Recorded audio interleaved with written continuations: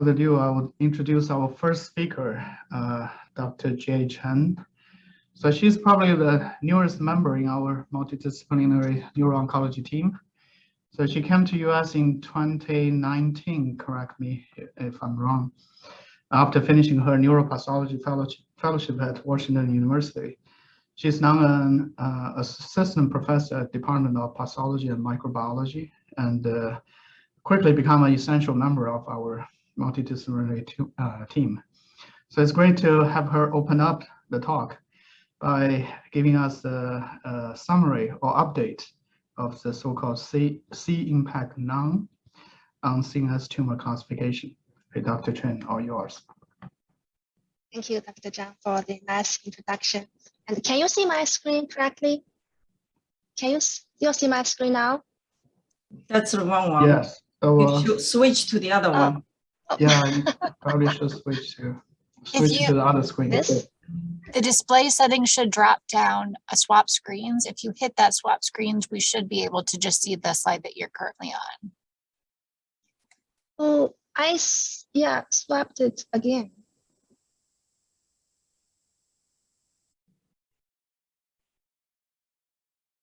Jay, when you do that, you may have to switch your screen that you're sharing if it's not working. Okay, let me stop sharing. Right.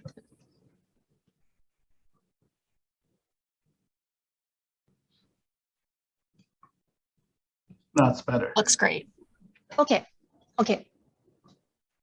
Yeah, okay. So first, I'd like to thank the organizers for giving me this opportunity to discuss the CNS now, C-impact now updates on CNS tumor classification.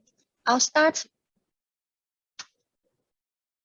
with the 2016 WHO, which was the first WHO that introduced the term integrated diagnosis. And so after the publication of 2016 WHO, a group of neuropathology experts formed the C-impact now working group to provide updates on how to make those integrated diagnoses in our daily practice. And since then, they have published 7 updates. And this year in 2021, we will have a new WHO, which is the 5th edition of the new the WHO CNS classification. So it is very exciting. Actually, a summary of the new 2021 WHO has been published this year in June. So at the end of the talk, we will also take a preview of the new 2021 WHO. I'll still first talk about the C-impact now updates because those updates are really the foundation of the new 2021 WHO. First, what is C-impact now? C-impact now stands for the Consortium to Inform Molecular and Practical Approaches to CNS Tumor Taxonomy. And now actually stands for not official WHO, but actually the authors of the C-impact now updates are identical to the authors of the WHO series. So it was not surprising that eventually they accepted almost all recommendations they made to themselves. And now means now officially WHO. So we'll first talk about adult type diffuse gliomas. This is the algorithm for diffuse glioma classification in the 2016 WHO. In order to make all this integrated diagnosis of different tumor types, we need to combine histology, IDH status, 1p19q, and other genetic parameters. However, many of the practical issues were not covered in the 2016 WHO. That's why soon after the publication of the 2016 WHO, the C-impact now working group started to publish updates on how to diagnose those tumors. And different updates were focused on different tumor types, as we can see here. So we will go through them one by one. The first update was focused on terminology, NOS and NEC.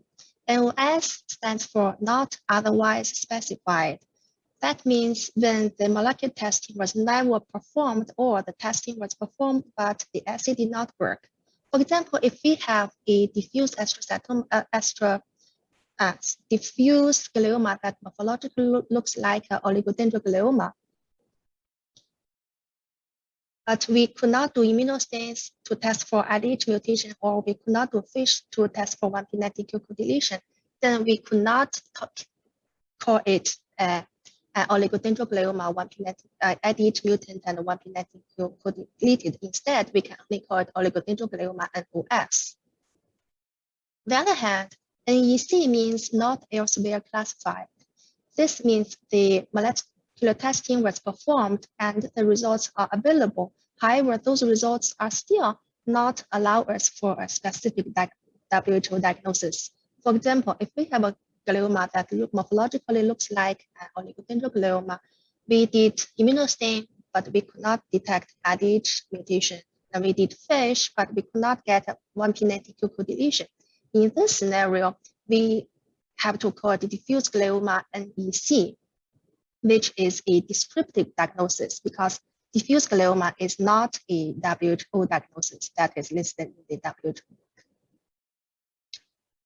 Next, we'll go to the diffuse astrocytoma IDH mutant. The updates addressing those issues are updates 2 and 5. The first question about the diagnosis of diffuse astrocytoma and anaplastic astrocytoma IDH mutant after the publication of 2016 WHO was, do we always need to exclude 1p19q co-deletion to make a diagnosis of diffuse astrocytoma IDH mutant or anaplastic astrocytoma IDH mutant? The answer was no. So if we do immunostains, if we can detect one IDH mutation and loss of ATRX expression to suggest ATRX mutation and overexpression of p53 to suggest a TP53 mutation, with these three easy immunostains, we can confidently diagnose diffuse astrocytoma IDH mutant or anaplastic astrocytoma IDH mutant without the need for 1p19q testing. And CIMPAC now update 5 went one step further on grading criteria for IDH mutant astrocytomas.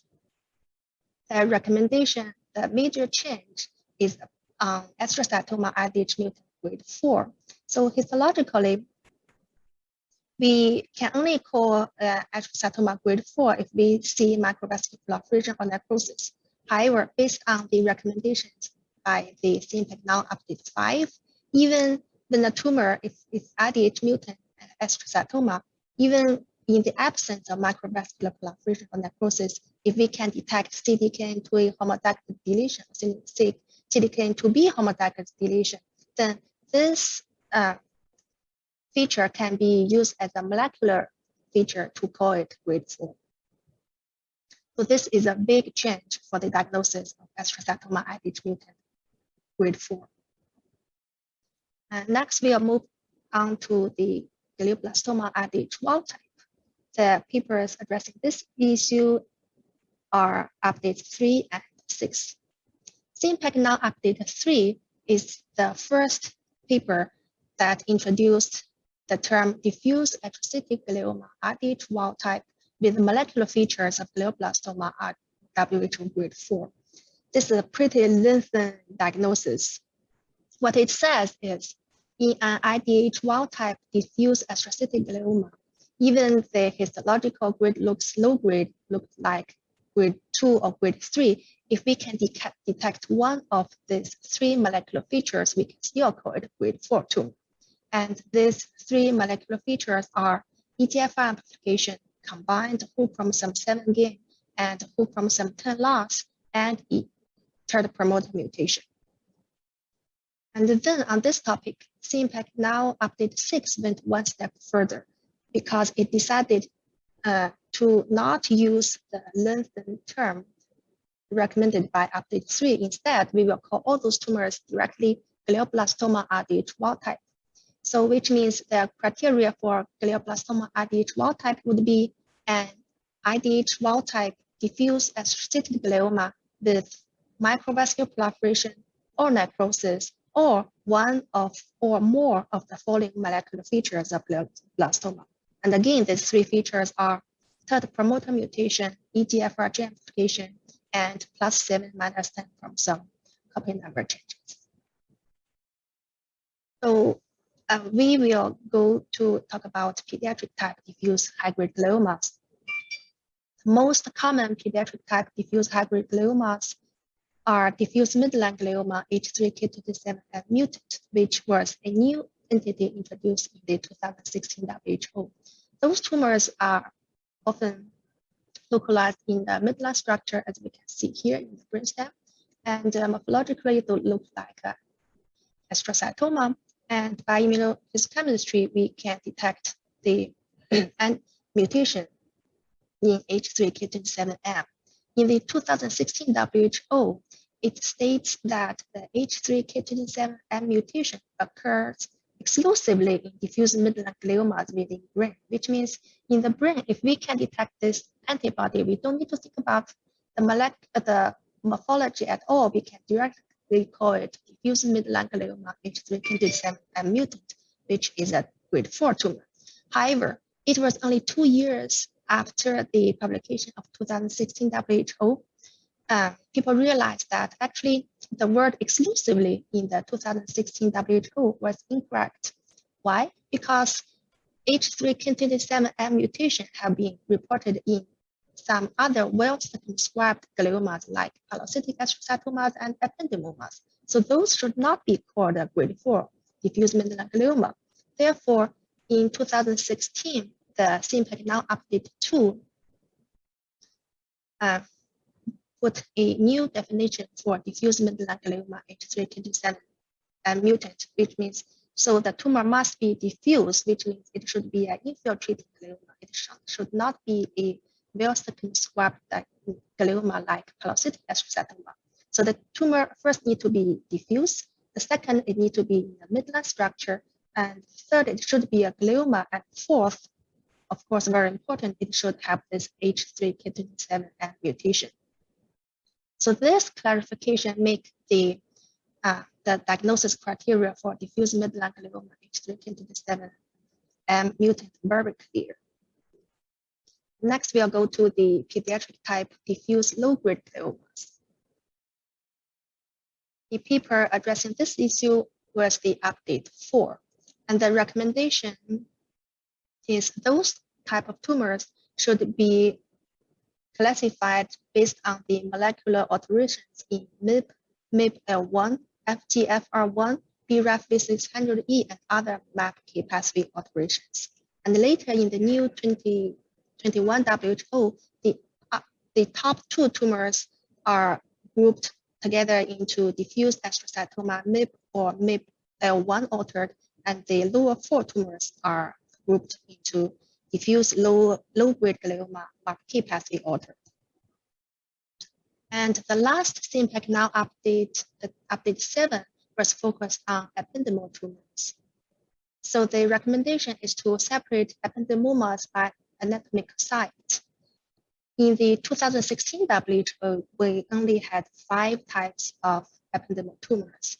However, because of the new recommendation, we will have more types of ependymomas. First, we see we have supratentorial ependymomas, posterior fossa ependymomas, and spinal ependymomas.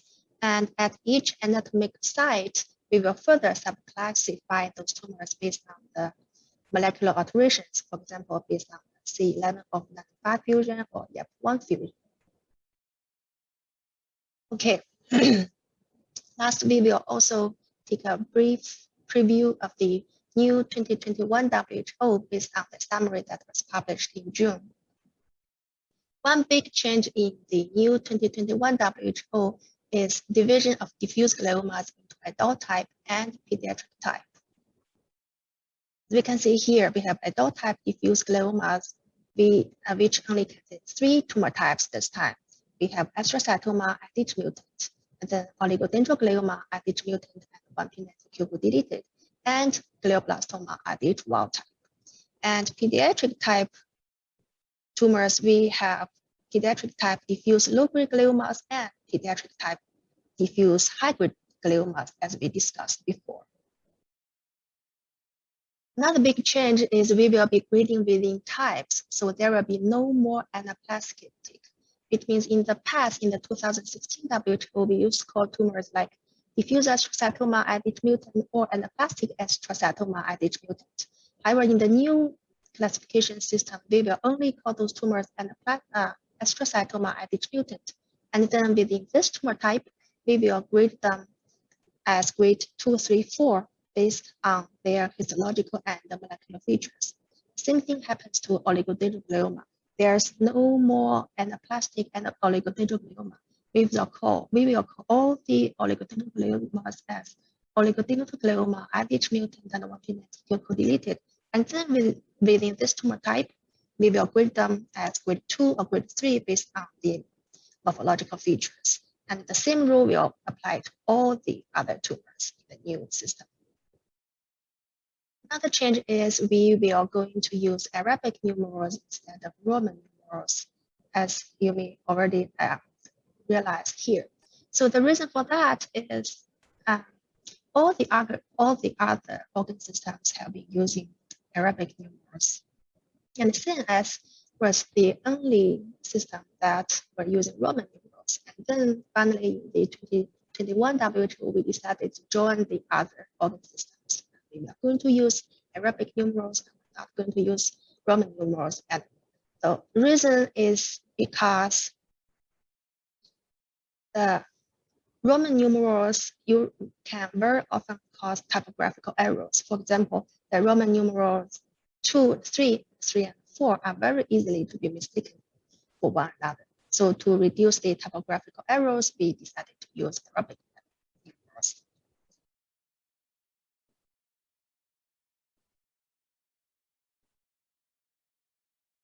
Okay, of course, another big change is still the combined histological and molecular grading, the so-called integrated diagnosis.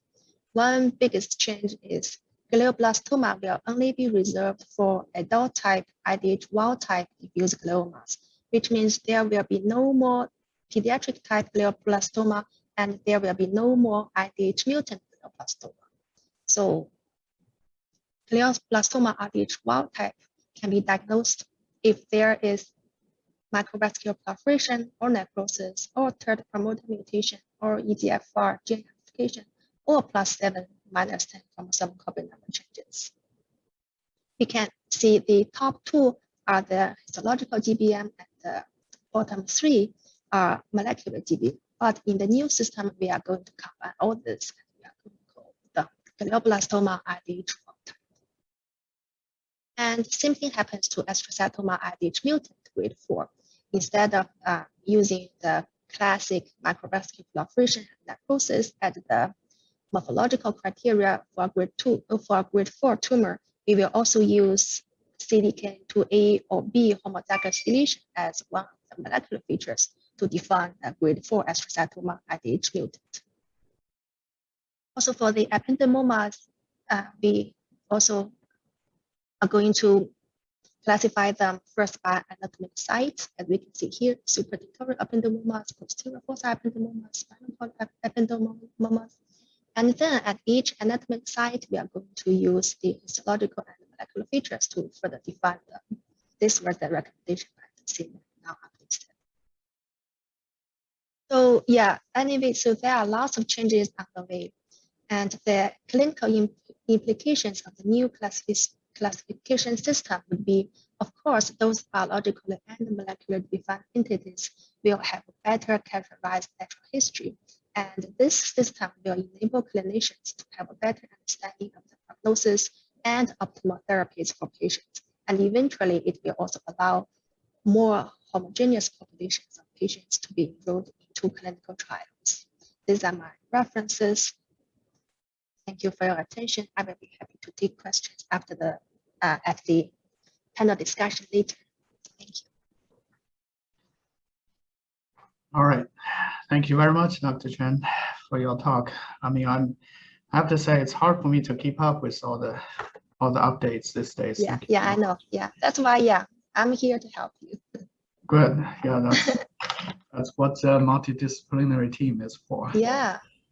All right, so we're in good